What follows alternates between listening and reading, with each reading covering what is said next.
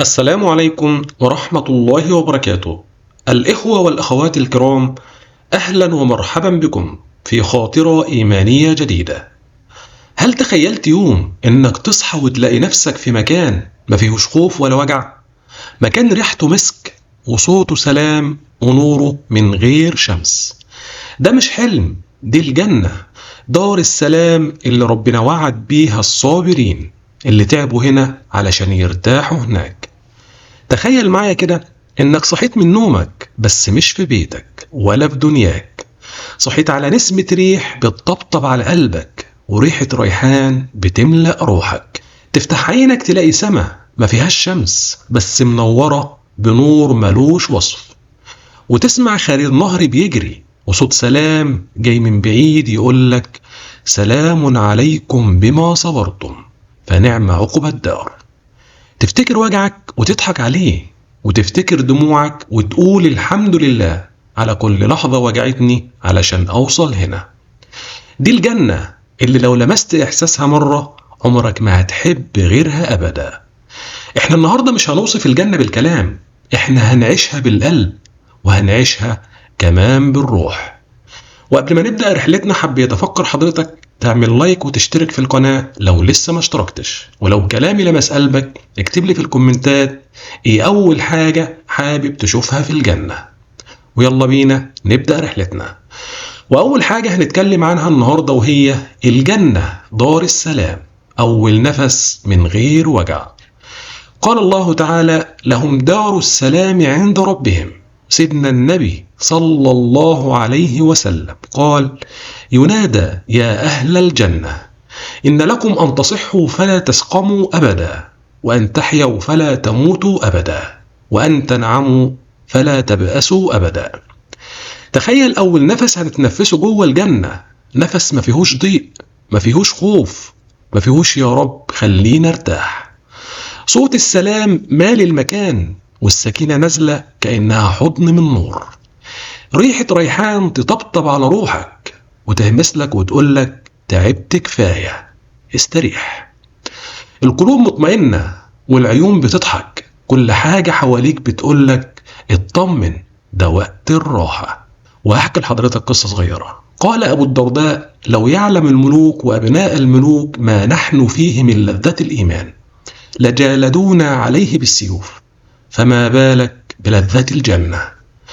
في رجل فقد زوجته وكان كل يوم يبكي على قبرها لحد ما شافها في المنام بتقول له ما تبكيش أنا بخير، أنا في دار السلام. ومن يومها بقى يعيش علشان يلحقها هناك.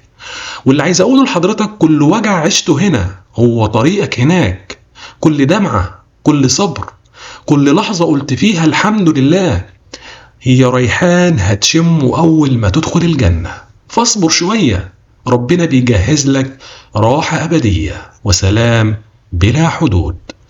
وتاني حاجة هنتكلم عنها النهاردة وهي جمال الجنة، الجمال اللي العين ما شافتهوش أبدا. قال تعالى فيها ما تشتهي الأنفس وتلذ الأعين وأنتم فيها خالدون. وسيدنا النبي صلى الله عليه وسلم قال فيها ما لا عين رأت ولا أذن سمعت ولا خطر على قلب بشر. تخيل نفسك داخل بوابة من نور، كل خطوة بتاخدها النور حواليك بيزيد، قصور من اللؤلؤ والذهب، أنهار بتجري من لبن وعسل وخمر طهور. السما لونها مش زي أي سما، والأرض بتفوح منها ريحة المسك. مفيش صوت إلا سلام، مفيش وجع، مفيش فراق، مفيش نهاية. كل ما نفسك في حاجة تلاقيها قدامك فورا. ده مش حلم، دي الحقيقة اللي ربنا وعدك بيها. وهحكي لحضرتك قصة صغيرة. قال ابن عباس رضي الله عنه في الجنة طير كأنها البخت إذا اشتهى المؤمن أكلها طارت إليه مشوية. شاب فاق من غيبوبة وقال أنا شفت نور ملوش وصف وريحة ريحان كأني كنت في مكان ما فيهوش خوف. ومن بعدها حياته اتغيرت، بقى يصلي ويبكي وهو بيقول أنا شفت لمحة من الجنة. واللي عايز أقوله لحضرتك كل حاجة نفسك فيها ربنا شايفها وهيتحفك بيها هناك. بس استنى وإياك تبيع الجنة بلحظة الدنيا.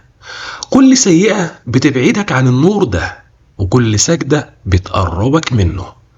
الدنيا مؤقتة والجنة أبدية، اختار فين تعيش. وتالت حاجة هنتكلم عنها النهاردة وهي رؤية الله، اللحظة اللي تستاهل كل صبر.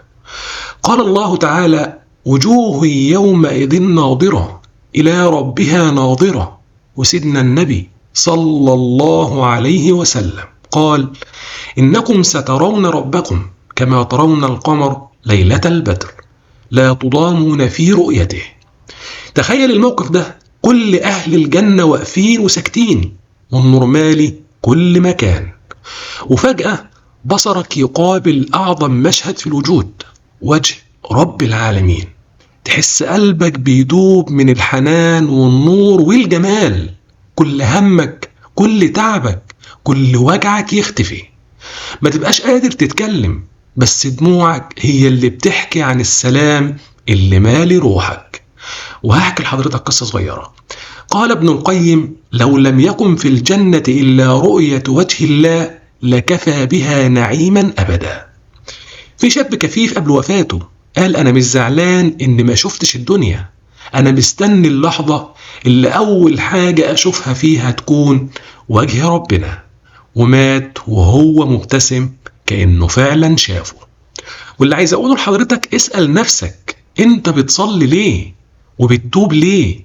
وبتتعب نفسك ليه؟ لو السبب وجه ربنا فهنيئا لك. اجعل هدفك مش الجنة بس، لكن اللي خلقها. في كل سجدة، كل دمعة، كل خير هو طريقك لرؤية ربنا سبحانه وتعالى. وأخيرا هقول لحضرتك حاجة مهمة جدا: الجنة مش حلم بعيد، ده وعد ربنا ووعده حق. الطريق ليها يمكن يكون صعب، بس النهاية تستاهل كل وجع.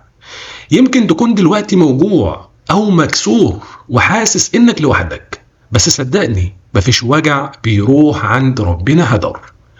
كل سجدة ليك بتبني بيها طوبة في قصرك هناك، كل مرة بتقول الحمد لله وانت موجوع ربنا بيجهز لك راحة وسلام ودار ما فيهاش خوف.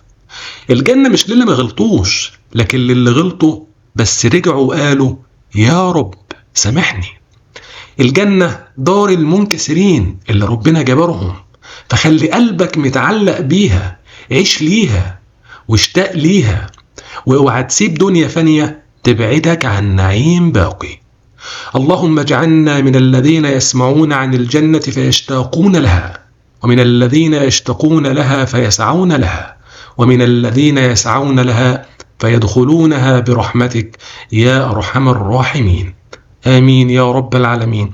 وأخيرا أدعو الله: اللهم اجعلنا من أهل الجنة، اللهم ارزقنا الفردوس الأعلى بغير حساب ولا عذاب. اللهم اجعلنا من الذين تقول لهم ادخلوا الجنة بما كنتم تعملون. اللهم اجعلنا من الذين ينظرون إلى وجهك الكريم، واجعلنا من سكان قصورها ومن جيران نبيك محمد صلى الله عليه وسلم. اللهم اجعل الجنة قرارنا الأخير ولا تحرمنا منها يا أرحم الراحمين. اللهم اجعل آخر كلامنا في الدنيا لا إله إلا الله، واجعل أول كلامنا في الجنة الحمد لله الذي أذهب عنا الحزن. آمين آمين يا رب العالمين. وما تنساش لو عجبك الفيديو اضغط لايك واشترك في القناة علشان يوصلك كل جديد.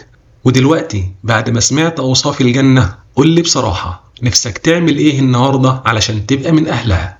اكتب تعليقك، يمكن تكون سبب في ان حد يبدأ طريقه للجنة النهاردة. جزاكم الله كل خير على حسن استماعكم، والسلام عليكم ورحمة الله وبركاته.